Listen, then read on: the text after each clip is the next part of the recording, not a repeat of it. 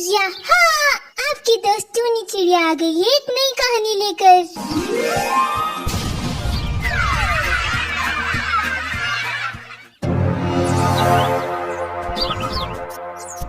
चुड़ैल का कुत्ता। माँ जल्दी चलो, वो सारे पक्षी हमारे पीछे ही हैं, हमें उनके हाथ नहीं लगना है। बिटिया अब मुझसे उड़ा नहीं जाता, मैं कहीं झाड़ियों में छुप जाती हूँ। तुम सारे पैसे और जेवर लेकर यहाँ से भागो। अच्छा माँ ठीक है। रानी चिड़िया वहीं झाड़ियों में जाकर छुप जाती है और टूनी चिड़िया सारा जेवर लेकर तेजी से उड़े जा रही थी।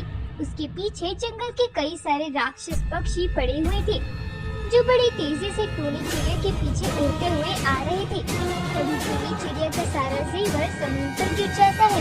उसे उठाने के लिए टूनी चिड़िया नीचे जमीन पर आती है। तभी वो सारे राक्षस पक्षी टूनी चिड़िया को पकड़ लेते हैं। अब कहाँ भाग कर जाओगे चिड़िया? साथियों, इस चिड़िया से सारे जेवर छीन लो। नहीं नहीं, ये मेरे पिताजी के जेवर है, इसे मत दो पक्षियों, मैं तुम्हारे सामने हाथ जोड़ती हूँ। अरे देख क्या रहे हो, छीन लो इस चिड़िया से सारे जेवर। हरा तोता टूनी चिड़िया से सारा जेवर ले लेता है और सब पक्षी वहीं से जाने लगते हैं। अरे साथियों, इस चिड़िया को ऐसे जीवित छोड़ना ठीक नहीं है। हमें इसे यही जान से मारना होगा, वरना ये जंगल के सारे पक्षियों को हमारे बारे में बता देगी। तुम सही कहती हो कोयल बहन, इस चिड़िया को हमें यही जान से मारना होगा। सारे पक्षी टूनी चिड़िया को मारने लगते हैं। उस पर लकड़ियों को हथियार से वार करते हैं। टूनी चिड़िया दर्द के मारे चिल्लाने लगती है। उसके शरीर पर गहरे घाव लग जाते हैं। उसका पूरा शरीर लहू लुहान हो जाता है। तभी एक कुत्ते का छोटा सा बच्चा ये सब देखकर टूनी चिड़िया को बचाने वहाँ आता है। पर वो राक्षस पक्षी टूनी चिड़िया के साथ साथ उस कुत्ते के बच्चे को भी वही जान से मार देते हैं और वहाँ से सारा जेवर लेकर चले जाते हैं।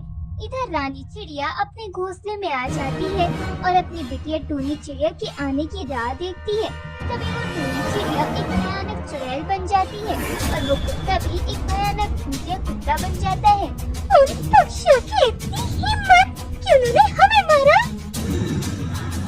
आप चिंता न करिए चिड़िया बहन, हम दोनों मिलकर उन पक्षियों को ऐसा सबक सिखाएंगे कि जंगल का कोई भी पक्षी दोबारा ऐसी गलती करने की सोचेगा भी नहीं। मेरी माँ का क्या बुरा होगा, वो तो मेरी आने की राह देख रही होगी। मेरी माँ को तो ये भी नहीं पता है कि मेरी मृत्यु हो गई है। कुत्ते भाई, वो सामान मेरे दादाजी का था।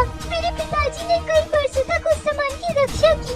वो सामान मेरे दादाजी का था, इसलिए हम सब उस सामान की इतनी रक्षा करते आ रहे हैं। चिड़िया बहन, उस सामान की आप सब इतनी रक्षा क्यों कर रहे हो? कुत्ते भाई, वो सामान इस जंगल के पक्षियों के लिए बहुत अहमियत रखता है। अगर उसमें से एक भी पैसा या एक भी जेवर खर्च हो गया तो इस जंगल के सारे पक्षियों की मृत्यु हो जाएगी। इसलिए हम सारे परिवार वालों ने इस सामान की अब तक इतनी रक्षा की है। कुत्ते भाई, वो सामान कहीं बिकना नहीं चाहिए। अगर ऐसी बात है चिड़िया बहन, तो उन राक्षस पक्षियों का खात्मा करना ही होगा। चलिए आपकी इस लड़ाई में मैं भी आपके साथ हूँ। सबसे पहले हम उस कोयल को सबक सिखाते हैं। रात का समय चुड़ैल और उसका साथी कुत्ता दोनों मिलकर उस मंजी कोयल के घोंसले में जाते हैं जहाँ मंजी कोयल आराम से सोई हुई थी। मुझे मारकर यहाँ आराम से सो रही है ये कोयल। चिड़िया बहन, इस कोयल को मैं यही मार कर खा लेता हूँ। पहले इस कोयल से ये पता लगाना होगा कि वो सारा जेवर इन पक्षियों ने रखा कहाँ है। एक कोयल और मंजी कोयल घबराकर नींद से जाग जाती है। वो जैसे ही भूतिया कुत्ता चुड़ैल टूनी चिड़िया को देखती है, उसकी आंखें फटी की फटी रह जाती है। उसके मुंह से आवाज तक नहीं निकलती। चुड़ैल, मेरे घोंसले में चुड़ैल है। मुझे मारकर यहाँ चैन की नींद दे रही हो कोयल? क्या? तुम टूनी चिड़िया हो? हाँ, मैं वही टूनी चिड़िया हूँ जिसे तुमने अपने साथियों के साथ मिलकर जान से मार दिया था। अब बता कोयल, मेरा वो सामान कहाँ है? वरना मैं तुझे यही मारकर तेरा खून पी जाऊंगी। वो सामान तो मेरे पास थोड़ा सा ही है। हम सारे पक्षी ने उस सामान को थोड़ा थोड़ा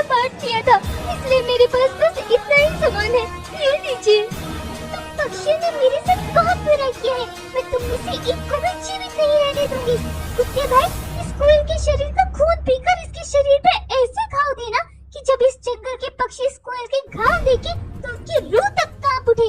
नहीं नहीं चुड़ैल बहन, मुझे क्षमा कर दो, मुझे मत मारो। तुझे क्या, तेरे हर साथी को मरना होगा कोयल। भूतिया कुत्ता मंजी कोयल को इतनी बेरहमी से मार देता है कि मंजी कोयल का शरीर पहचान में नहीं आ रहा था कि ये पक्षी है या कोई जानवर। चिड़िया बहन, अभी तो हमारे पास थोड़ा ही सामान आया है, अब बाकी का सामान हमें ढूंढना होगा। कुत्ते भाई, सवेरे जब जंगल के सारे पक्षी इस कोयल की हालत देखेंगे तो सबके मन में एक डर पैदा हो जाएगा और यही मैं चाहती हूँ। चुड़ैल टूनी चिड़िया और भूतिया कुत्ता दोनों मिलकर अपनी एक गुफा में चले जाते हैं। अगले दिन सवेरे जब जंगल के सारे पक्षियों को उस मंजी कोयल के बारे में पता चलता है तो सब उसकी ये हालत देखकर आश्चर्यचकित हो जाते हैं। अरे, ये कोयल बहन को किसने इतनी बेरहमी से मारा है? ये हमारे जंगल में क्या हो रहा है? ये कोयल बहन की इतनी बेरहमी से हत्या किसने की?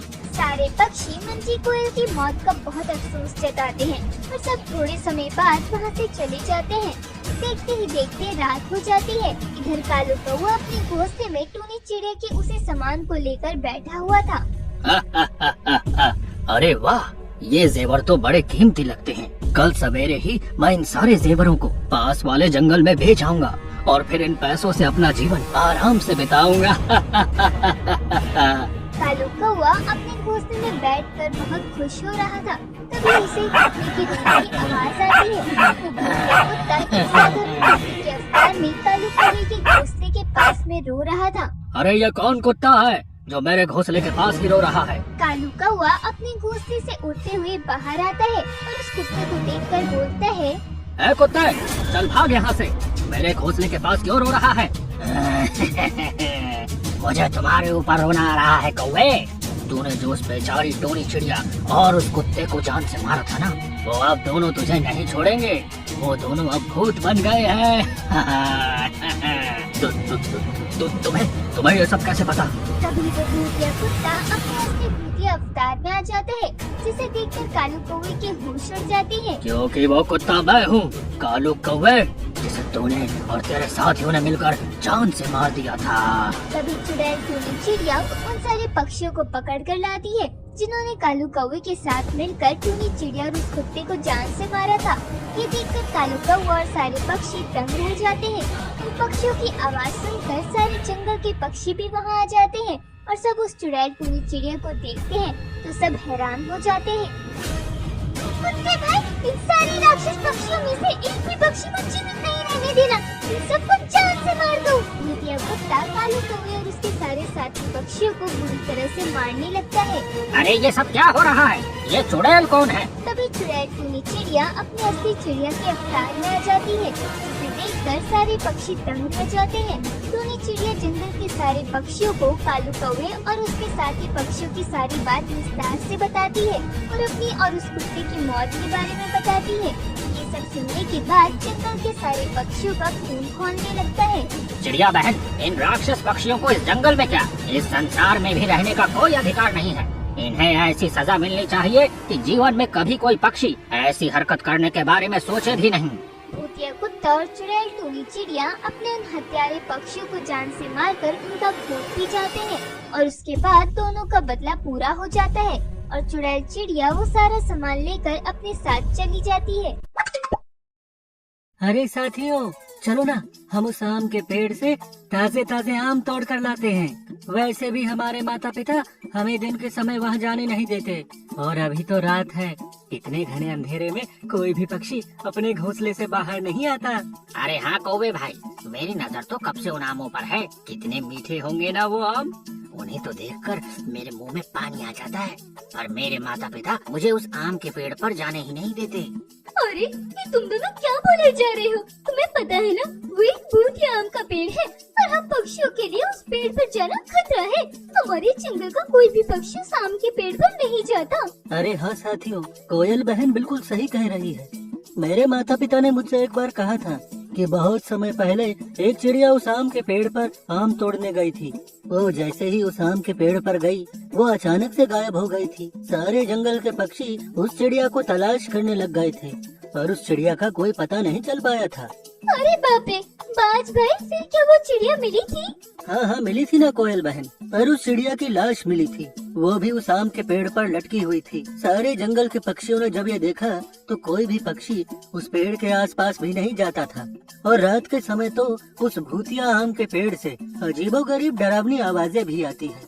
तब से जंगल के पक्षियों ने उस आम के पेड़ का नाम भूतिया आम का पेड़ रख दिया है। अरे बस भी करिए यार आप दोनों, ये केवल एक झूठी कहानी है। वो आम का पेड़ कोई भूतिया पेड़ नहीं है, वो तो बस जंगल के पक्षियों ने एक अफवाह बनाकर रखी है, जिसे पक्षियों ने हकीकत समझ रखा है।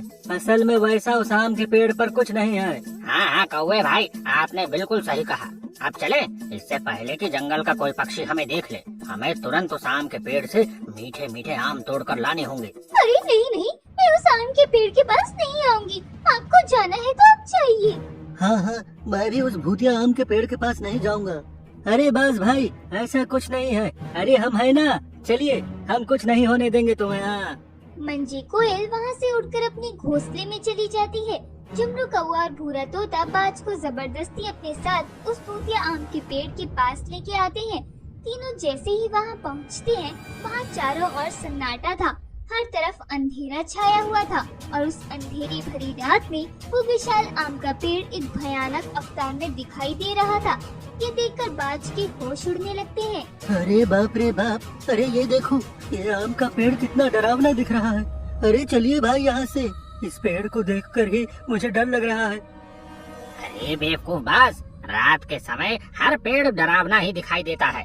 वो सब छोड़ और ये मीठे मीठे आमों को देख। अरे क्या बड़े बड़े आम हैं। चलो साथियों अब आम तोड़ते हैं। ये कहाँ फंस गया मैं, ये दोनों तो खुद मौत के मुंह में जा रहे हैं और साथ साथ मुझे भी बरवा रहे हैं। तीनों पक्षी उस आम के पेड़ पर जाकर बैठ जाते हैं और उस भूतिया आम के पेड़ के आम तोड़ने लगते हैं। बाज जैसे ही एक आम को अपनी चोंच में लेता है, वो आम उसकी चोंच से अपने आप हवा में उड़कर उसी जगह पर जाकर लटक जाता है जहाँ से वो बाज ने उस आम को तोड़ा था। ये देखकर तीनों के होश उड़ जाते हैं। अरे ये कैसे हो गया, इस आम को तो मैंने खुद तोड़ा था, फिर ये आम अपने आप कैसे उस डाली पर जाकर चिपक गया। अरे ये कौन हंस रहा है भाई। तीनों पक्षी उस पेड़ के हंसने की आवाज सुनकर दंग रह जाते हैं और तीनों अपने दाएं बाएं नजरें घुमाते हैं। इधर उधर कहाँ देख रहे हो पक्षियों, मैं इसी पेड़ से बोल रहा हूँ जिस पेड़ पर तुम बैठे हो। पेड़ भी बातें करते हैं। अरे मुझे तो कुछ गड़बड़ लग रही है, हमें तुरंत यहाँ से उड़ जाना चाहिए। तीनों मिलकर उड़ने लगते हैं, पर वो उस भूतिया आम के पेड़ पर ऐसे चिपक गए थे जैसे किसी ने उन्हें पेड़ पर गोंद से चिपका दिया हो। अरे बाप रे, हम तो इस पेड़ पर चिपक गए, हम तो उड़ भी नहीं पा रहे हैं। तुम तीनों अब कभी इस पेड़ से उड़ नहीं पाओगे। तुम तीनों ने यहाँ आकर बहुत बड़ी गलती कर दी है। अब मैं तुम तीनों को खा जाऊंगा। तभी वो भूतिया आम का पेड़ उस जाली को उल्टा कर देता है जिस जाली पर वो तीनों पक्षी बैठे हुए थे। तीनों पक्षी उस जाली पर उल्टे लटक जाते हैं। अरे बाप रे, ये जंगल उल्टा कैसे हो गया। अरे बेवकूफ, ये जंगल उल्टा नहीं हुआ, हम उस डाली पर उल्टे लटक गए हैं। तो बताओ पक्षियों, पहले किसे मारो। अरे पेड़ दादा, हम तीनों को छोड़ दो, हम इस जन्म में तो क्या किसी भी जन्म में इस पेड़ पर नहीं आएंगे। हाँ। तभी वो भूतिया पेड़ अपनी 3 डालियों से उन तीनों पक्षियों की खूब पिटाई करता है। तीनों जोर जोर से रोने लगते हैं, दर्द के मारे चिल्लाने लगते हैं। अरे बाप रे, अरे बचाओ रे, कोई है क्या। और यहाँ आम तोड़ने बहुत मजे से कह रहा था ना तू कि ऐसा कुछ नहीं होता, देखा अब ये क्या हो रहा है। अरे बाप, अरे पेड़ दादा, अरे इतना क्यों मार रहे हो। तुम तीनों की हिम्मत कैसे हुई मेरे आम को तोड़ने की। अब देखो मैं तुम तीनों को कैसे जम के तोड़ता हूँ। भूतिया आम का पेड़ उन तीनों पक्षियों की रात भर अच्छे से धुलाई करता है। अगले दिन सवेरे वो तीनों पक्षी जख्मी अवस्था में उसी पेड़ पर उल्टे लटके हुए थे। जब सारे जंगल के पक्षी ये नजारा देखते हैं तो सबके होश उड़ जाते हैं। अरे बाप रे, अरे पुत्र, ये तुम्हें क्या हो गया है? तुम इस भूतिया आम के पेड़ पर कैसे लटक गए? अरे पिताजी, अरे मत पूछिए, अरे इस पेड़ ने रात भर हम तीनों की धुलाई करके हम तीनों के शरीर का रंग ही बदल दिया है। अरे कहाँ कहाँ मारा है? अरे हमें बचा लो, अरे पक्षियों हमें बचा लो। पक्षियों, हमें कैसे भी करके इन तीनों को इस